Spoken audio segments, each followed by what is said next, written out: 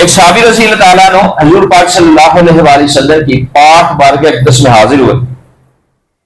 عرض کیا یا رسول اللہ صلی اللہ علیہ وسلم، دنیا نے مجھ سے پیٹ پھیر لی ہے، مال نہیں ہے، پیسے نہیں ہے، پیٹ پھیر لی ہے. تو آقا پاک علیہ الصلوۃ والسلام نے فرمایا کہ تمہیں تصویر یاد نہیں ہے جو ملائکہ کی تصویر؟ عرض کیا یا رسول اللہ صلی اللہ علیہ وسلم وہ کون سی تصویر تھی؟ فرمایا وہ تصویر ہے کہ جس کی برکت سے اللہ تبارک و تعالیٰ رزق عطا فرما دیتا. تو آقا پاک علیہ الصلوۃ والسلام نے فرمایا دنیا آئے گی تیرے پاس ذلیل و خوار ہو کر. حضور پاک صلی اللہ علیہ وآلہ وسلم نے فرمایا کہ وہ تصویر ملائکہ کی تصویر یہ ہے کہ طلوع فجر کے ساتھ 100 بار تو کہا کر سبحان اللہ و بحمدہ سبحان اللہ العظیم و بحمدہ استغفر اللہ. تو اس صحابی رضی اللہ عنہ نے جب آقا علیہ الصلوۃ والسلام سے یہ وظیفہ سنا تو وظیفہ کرنا شروع کر دیا.